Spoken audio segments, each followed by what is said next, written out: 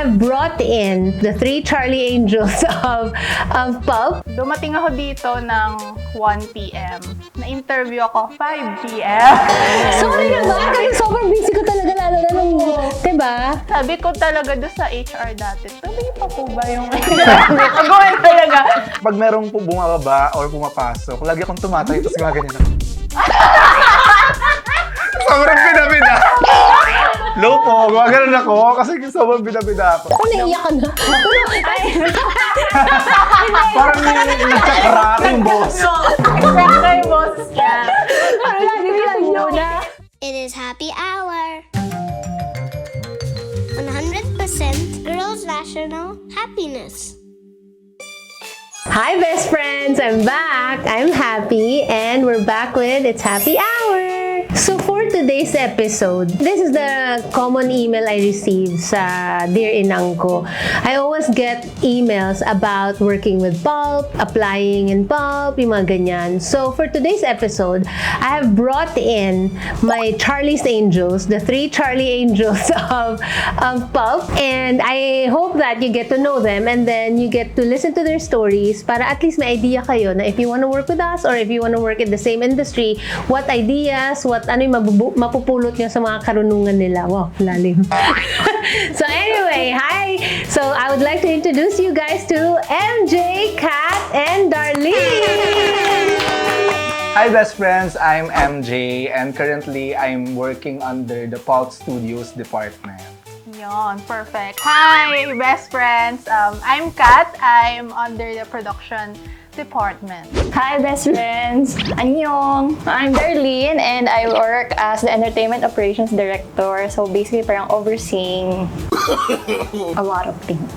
Okay, tapos na. Thank you! Thank you! Yun lang pala, inuturos ko lang kayo.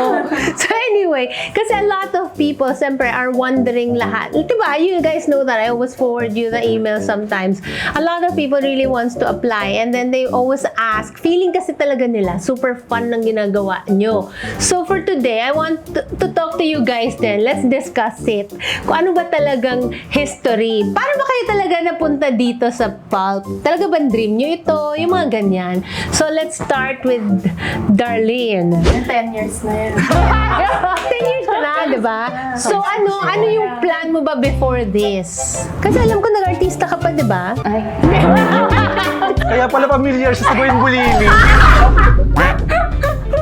Well, ever since talaga, like interested kasi ako sa production. That's why nung nag-post ng job opportunity sa Twitter si Miss Happy, doon ako nag-try na mag-apply. Pang ilang job mo na to? Third job. Well, kasi marami kasi iba first eh. Kasi iba naman pang 10th. So, I wonder, di ba? Ikaw? Pangilan ko na to? 6 ata or 7.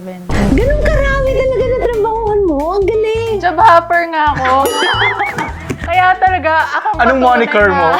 Ang Viva Rakitera. Oo, tama. Ako si Kat Aduhor, ang job hopper ng Ganon! Totoo nga, nung pagka-graduate ko nung college, kasi sobrang confused ko sa buhay. Well, yeah, diba? Actually, that's fine. Kasi at least you get to know yourself din. Kung ano yung strengths mo, weaknesses mo. True. Kasi yung course ko, Communication Arts. Tapos parang meron nga kaming kasabihan na parang pag Communication Arts ka, you're a jack of all trades, master of none. Correct. Diba? So, lahat ng parts ng communication, na-try ko na except radio. So, magkaalis dito, tapos lilipat ka sa Baka pagkatapos next, makatanat si Kat. Ako na yung station manager ng RX. RX. Alam mo, Joke lang. Joke lang. Ikaw. first job ko to. Alam ko ikaw first mo. Yes. Kasi I think student ka pa lang, kinuha na kita. Oo. February mo ako na-interview. Pero nung before ako mag-apply, meron akong 2 friends na nag-apply muna before me. Tapos hindi mo raw sila nireplyan sa email. After 2 weeks, ako yung nag-apply. Kasi nung during that time, sobrang K-pop fan ako. Sabi niya, si Inang, may tweet siya, ganyan. Yung mga magko-concert na mga K-pop, try mo mag-apply. Tapos nung nag-apply ako, nag-reply si Miss. Tapos in-interview na ako. Kasi yung interview namin, chikahan. Tapos sabi niya sa akin, wait, graduate ka na ba? Hindi pa nga po. Actually, may pasok po ako ngayon. Tapos alas 6 na no, ng gabi. Parang gano'n. Tapos sabi ko, papasok, may klase, pero until gabi pa naman yung pasok namin, mga 9 p.m. gano'n. Tapos ayun, sabi niya sa akin, ay sige, gumraduate ka muna. Tapos pag nakagraduate ka na, balik ka. Ayun nga. So, pag-usapan natin how, kasi like sabi niya nga, di ba, yung friend niya hindi ko napansin. Actually, for everybody who's watching kasi, a lot of people talaga were emailing Dear Inang. Tapos, Wala pang Dear Inang, no? wala akong Dear Inang. Happy@hotmail pa nga yun. Talaga ba? Hotmail pa! Hindi ko na maalala yung sa Yun, akin. natatanda ko. Well, basta ang dami ko, basta that time, talagang personal ako sumasagot sa bawat isa. So, I would get emails 200 plus, 1,000, iniisa-isa ko yan. Ayoko talaga, para kumbaga, not one email left behind. May ganun akong, di ba, lahat yan. Ang problem, pag natatabunan ka, nasasagot ko yung iba, a year after, 6 months after, sobrang tagal. When I tweet kanya, I'm looking for ganyan. Sobrang dami, 300, 400, binabasa ko isa-isa kasi I always feel like, what if there's that gem? Alam mo, may ganun ako. Kasi diba, pag kunyari HR, kasi minsan, they look at kung sino yung current or sino yung pinakauna nag-submit. Ako, isa-isa ko yan. Kaya yun, kaya walang nakakalusot sa akin. Ang problema, late ko na siya, to the point, hindi na kailangan a lot of times. So, kwento natin kung paano ko ba kayo. Ba't natatawa ka? Ako rin, natatawa din ako eh. Bakit? So anyway, nag-start ba kayo lahat sa email? Ako, sa email. Ako din sa email. Ay, email ka din? Shit, Yung talagang galing ko Hotmail Sorry, mas magaling ako sa HR. Talaga, yung Hotmail, sa Hotmail. ikaw Nakita sa- ko yung pang job posting sa Facebook. Kasi finorward nung kapatid ko na siya talaga yung pinaka K-pop fan sa amin. Tapos finorward niya, sabi niya, ate, kaysa nakatambay ka dyan, mag-apply. Wala kang hinahanap that time. Oo, wala akong, naka-steady lang ako doon. So ikaw, sa paano? Like, how did you apply sa email? Tapos sumagot ba ako? Oo, sumagot naman. Parang na-chinek ko pa nga yung email. Basta sabi mo kasi doon, pag nag-apply ka, yung subject dapat, I need a job. Oo, parang ganun. Kasi nahihirapan ako yung filter. So, ayun, subject, I need a job. Tapos attach cover letter, attach resume. Nag-reply ka naman, pero hindi ko na maalala kung gaano katagal. So, for interview. Tapos, yung pumunta ako dito on the day of interview, kasi may interval na binigay between 12 to 4 p.m. lang daw siya available. Dumating ako 12 noon, kasi 12 to 4. Wala siya binigay specific time. So, antay-antay ako. Hindi ako nag-lunch kasi natakot akong matawag na ako. So, antay. Tapos, sobrang gutom. May bawon kasi ako tinapay. Hindi pa rin ako natatawag. So, parang mga 5 p.m. na. So, parang kumakain ako. Last na kasi ako. Tapos sabi ko lang, hindi pa ako natatawag. So, ayun, gutom na ako. Nahihilo na ako. So, parang kumakain ako doon. Nahihiya pa ako. Sa kanila, kasi yung mga staff nakatingin, di ba bar stool pa dati, dyan sa baba. So, pag nakaupo ako mag-isa dyan, tapos natawag ako, 6 p.m. Ako na last. Talagang nilast ko siya kasi ayoko talaga nag-hire ng Chinese that time. Sinabi ko talaga sa kanya, actually nilast kita kasi ayaw talaga, bakit ka ba nag-apply dito? Ayaw talaga sa kanya. Before I joined the company, we were basically naloko kami ng Chinese na staff. So parang ako, feeling ko tuloy, may trust issues ako. Alam mo yun, bilang me, mabilis ako magka-trust issues. So parang ganun. So kinausap ko siya, sabi ko, alam mo ba, may trust issues ako sa Chinese. Diba? Tapos lahat naman sabi, bakit? Ganyan. Naikot niya lahat ng department. Kasi tinapon ko siya talaga sa pinaka, Pero, yung hindi ano. Dinecline niyo muna ako. Ay, decline pa ka. Oh, naiiyak ka na. Parang nagka-crack yung boss. Kaya yung boses niya. Yung alam mo, iti-train ko, ganyan-ganyan sa production. Parang kailangan ko somebody I can trust. Talagang worried ako sa kanya. Pero okay naman siya. Bida-bida. Kaya in-offer namin siya ng ibang role, di ba? Sa sales, no? sales. So, ikaw. So, ano sa'yo? Ano naman story mo? Parang excited ka to share. No, worry ako. Sorry din ba ako? Parang sorry episode to, guys. Yung sa akin, January ka nung nag-post, natatandaan ko sa birthday ko yun. Tapos nag-post ka na hiring for a job, tapos nag-apply ako. Na-replyan mo ako April. January ako nag-apply. January to April dami ko na racket call. Dami ko na din in-applyan. Tapos, fun fact pala, bago ako mag-pulp, rumakit din ako sa pulp kasi nga, barakitera ako. Diba nakitara ng Quezon City? Oo, tapos hindi pa din kita kilala noon, ganyan. As nung April 9, yung unang reply mo doon sa email, one sentence lang. Are you available today at 2 p.m.? Sabi ka nun! Tapos 8 a.m. Eksena! 8 a.m. yun. Tapos sabi ko, 8 a.m. Kung na-before ko, pupuntahan ko ba to? O ano, sabi ko na lang, yes, na may pag-aalinlangan. Dumating ako dito ng 1 p.m. Na-interview ako 5 p.m. Sorry naman, kasi sobrang busy ko talaga, lalo na nung, diba? Sabi ko talaga doon sa HR dati, tuloy pa po ba yung interview ko? Gawin talaga. Sabi ko, tuloy pa po ba yung interview ko? Tapos sabi, opo, may hinihintay lang ganyan. Tapos yun, buti na nagstay ako. Tapos nag-interview, ganyan-ganyan. May isa pa kasi akong job na in-applyan. Tapos sabi ko, kung sino na lang yung unang tumawag sa akin, Lord, yun na yung tatanggapin ko. Choosy pa ako. Tapos unang tumawag yung pulp. Tapos 5 minutes after, tumawag yung... Diba? Sabi ko sa inyo, destiny yan. Ako, malakas feeling ko destiny lahat. Like me, talaga guilty ako dyan. I'm so sorry, you guys. Kasi naman nung beginning talaga ng part, it was really hard, especially application process. Kasi talagang very particular ako who we hire. Nare-read ko siya gabi or early morning kasi that's my time, diba? Kaya reply ako sa 8 a.m. 2 p.m., go ka na! Yun nga. 4 months. After 4 months. Eh, ikaw? Ako, kasi nga estudyante pa lang ako noon, di ba? Oo alam ko, estudyante ka no? Pumunta ka dito. Pumunta ako dito, miss, naka-ano ko, Uniform. corporate Ah, attire. Long sleeves na 3/4. Pumunta rin ako dito ng mga 12 noon. Tapos na-interview ako, mga gano'n din, 5 p.m. Tapos, doon din ako nakaupo. Tapos, nung una, sa second floor pa ako nakaupo. Tapos, syempre, hindi ko naman alam kung sino yung mga employee. Tapos, hindi ko rin alam itsura mo nun, miss. As in, pag merong bumababa or pumapasok, lagi akong tumatay, tapos gumaganyan ako. Sobrang bida-bida.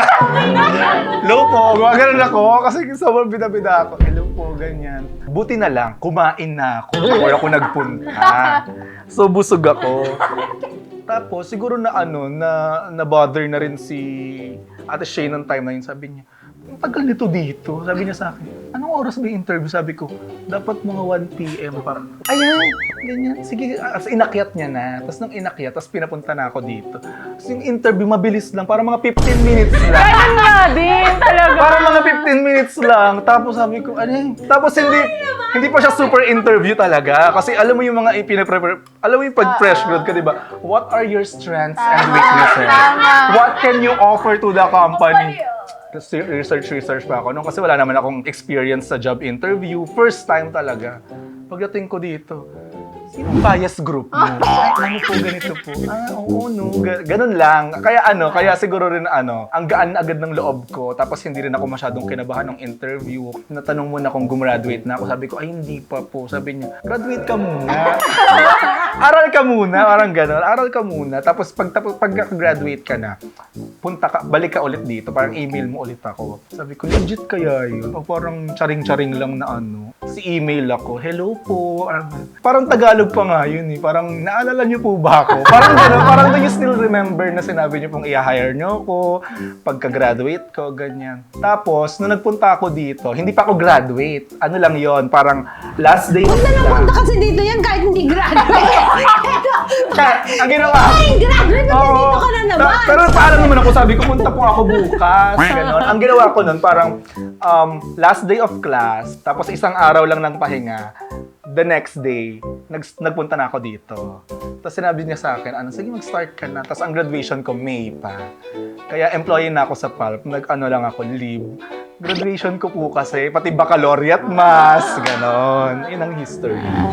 Kakaloka, di ba? Sorry naman guys. Nag-antay ka ng ganyang katatagal. Pero actually, yun? Test yun ha? Yung palang test na yun. Kasi, as you see naman in what we do, there's really no time. Ang babagay sa production kasi are people na yung kalad ka rin. Second, dapat ready to go anytime. Third, yung wala masyadong, yung kumbaga doon ka na magtanong on the way. Dapat ganun. Kasi di ba, as you've seen in everything that we're doing, lahat yan last minute, Yeah. biglaan, may gusto, Fast-paced. nag-change yung plan. Eh, pag umpisa pa lang, very structured ka. Very galing naman and stuff, but then nakikita ko hindi to ubra sa production. Bagay siya sa office, so pinapasa ko na yun. Parang ganyan, pinapasa ko na sa admin, sa ganyan. But for production itself, talagang very crucial yun. Saan ka napunta? Napunta kaya Paid block. sa gym ka eh, di ba? Oh, nagbebenta sa gym. Nagsasampling sa gym! Installationer sa gym. Oo. Sa iyo, ano yung pinaka-first task mo? Nare-remember nyo? Pop Summer Slam, agad-agad. Ayaw, first ko Diba? na First day ko Pop Summer Slam. Tapos, sabi mo, shoot lang tayo ng content. Parang K-pop fan goes into Pop Summer Slam, gano'n. Pagdating doon, ang inang, Yun. naka-minion. Naka-yellow siya, tapos lahat naka-itim. Naka-minion talaga siya. Sabi, feel na feel ko nga. Nagulat ka nun? Gulat ako noon. Tapos, first time ko na makakanood ng metal bands, may apoy-apoy. Sabi ko, parang impyerno. Ganun lang. Nag-question ka ba kung anong pinasok mo? Hindi naman, kasi fun naman siya yung nangyari. Pero sabi ko, oh, this is it. Ikaw, first assignment mo, parang assistant ko, no? EA. First week ko, miss, nasa Soler ako. Oo. Pinag-Soler mo ako noon. Tapos stay in sa hotel. Tapos si Winter nandun din. As in, baby pa siya. Tapos drawing siya. Drawing din ako. Tapos pinaka-core memory ko nung bata siya. Nag-drawing si Winter ng family picture. Tapos kasama ako nandun maliit. This is you! Sabi ko, Naging part of the family. tapos na-color siya. Eh, nung time na yon, meron akong filed na pencil case na bilog. Tapos pag binuksan mo, ang dami kong color pencil. Kasi nga, college pa ako, di ba? Sabi ko, I have so many colors. Gano'n ko siya. Tapos sabi niya sa akin na, I have so many colors, thousand, millions, thousands. Tapos ako naman, sabi ko, Sera to, 1,000 million. Not until pumunta ako sa bahay niyo, 1,000 million. Na color! Sabi ko, ay, legit pala. 1,000 yun. So yun, ano yung pinaka-challenging sa naging within all your years of working in the company? Ano yung pinaka-challenging feeling mo na hindi mo talaga, yung feeling mo talaga, parang ito na yung trial by fire ko? Wala? Parang easy naman ang Parang, life niyo. hindi, inisip kong pang dami kasi. Ano yung pinaka-ano? Yung parang binagsakan ka. Pinaka na tipong umiyak ka na talaga level. Sa hotel nga, yung shower head, pinalinis. Tapos, syempre, para to make things fast na din. Sabi, nakitulong na din ako kasi nandito yung staff na, tagal pa ba yan yung pinapressure ka na ayusin na gano'n and all. So, sobrang bad trip ko nun. Nung show, di ako pumunta ng show, miss. Listen and... They don't judge. Hindi ako nagpunta ng show. Sleep ako sa hotel. Sabi ko, hintayin ko na lang kayo bumalik ulit dito. Salubungin ko kayo, pero di na ako pupunta dyan sa show. Nakakatawa. Pero I'm sure lahat naman yan, fine.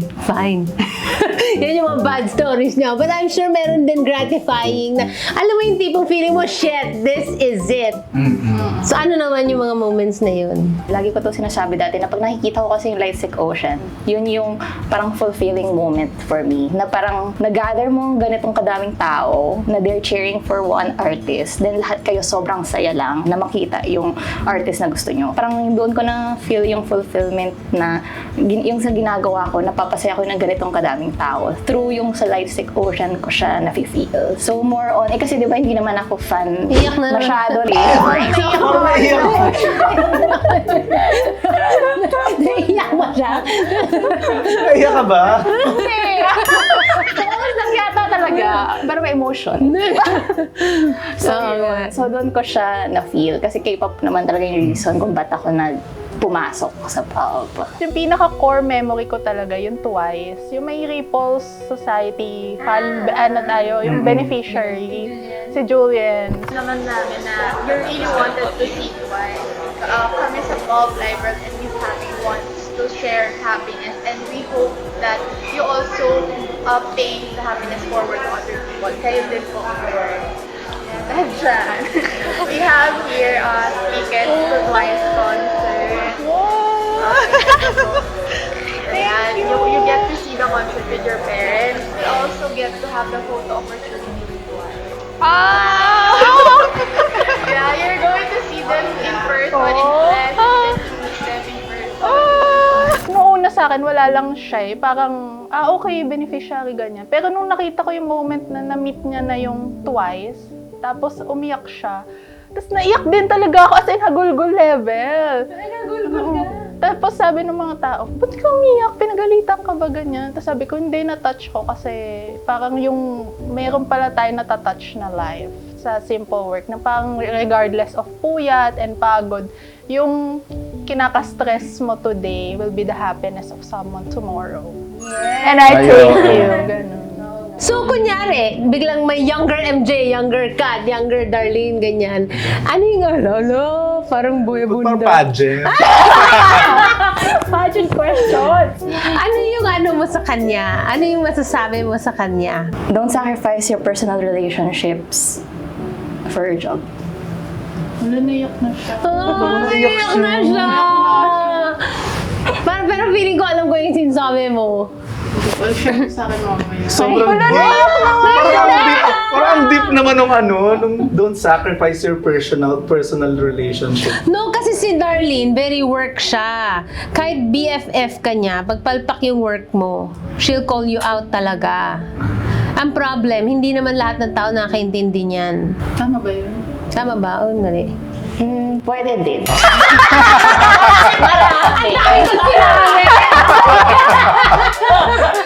Sa mga sinabi mo kanina, saan ka talaga doon naiyak?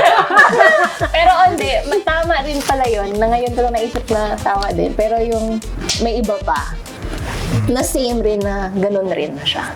For the younger me, MJ, you'll never be alone. Growing up as a queer sa isang very traditional Magaling ka ba? God, out. Pablip na lang.